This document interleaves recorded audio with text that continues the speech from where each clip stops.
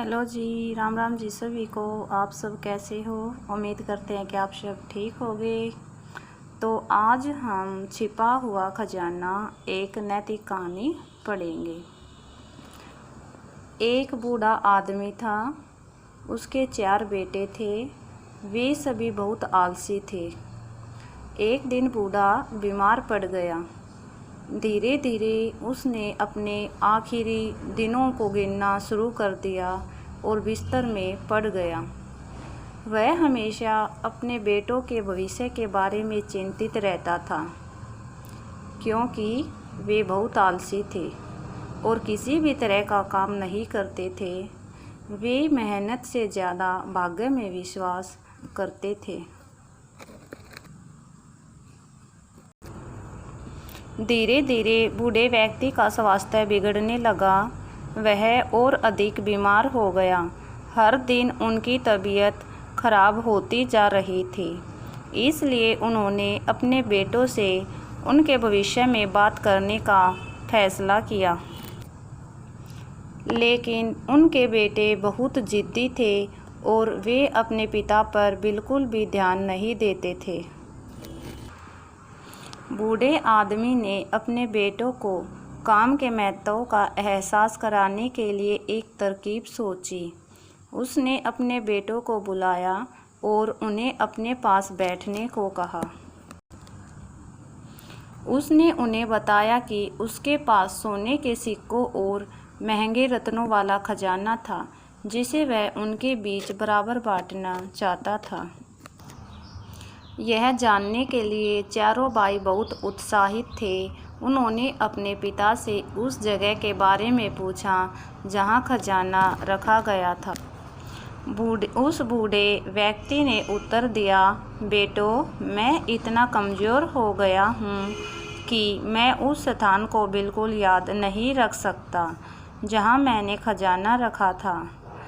लेकिन मुझे याद है कि हमारी ज़मीन में खजाना कहीं दबा हुआ है, ये निश्चित है।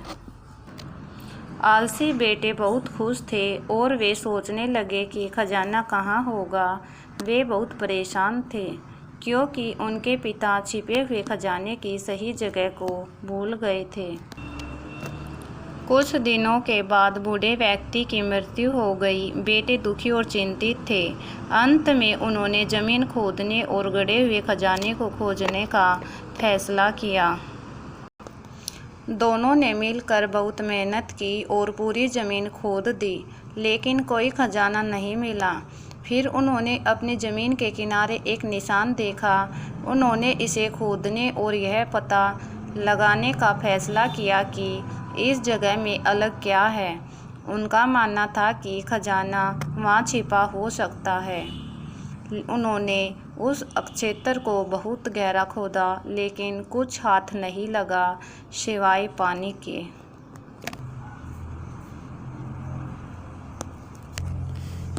तभी एक व्यक्ति वहाँ से गुजर रहा था। उसने देखा कि ज़मीन खोदी गई है और एक जगह पानी भी भरा है। उन्होंने उन्हें खेती के बारे में बताया और उन्हें सब्जी के बीज और अन्य फूलों के पौधों को उगाने की सलाह दी। दोनों भाई उससे सहमत हो गए और कुछ ही हफ्तों में दोनों ने तरह तरह की सब्जियां और साग उपजा लिए। बेटों ने सब्जी बेची और अच्छी कमाई की। अंत में बेटों ने महसूस किया कि उनके पिता ने कड़ी मेहनत के लिए छिपे हुए खजाने का उल्लेख किया है। वे अब आलसी आदमी नहीं थे। उन्होंने कड़ी मेहनत करना शुरू कर दिया, पैसा कमाया और खुशी से रहने लगे। इस कहानी से हमें क्या शिक्षा मिली कि हमें कभी भी आलस्य नहीं करना चाहिए। कड़ी मेहनत है जो हमेशा, आलस्य जो एक अभिशाप है और कड़ी मेहनत हमेशा भुगतान करती है। तो हमें कभी भी आलस्य न करके कड़ी मेहनत करनी चाहिए। अगर आपको कहानी अच्छी लगे तो इसे लाइक करना, शेयर करना और चैनल को सब्सक्राइब ज़रूर करना। देखने के लिए धन्यवाद।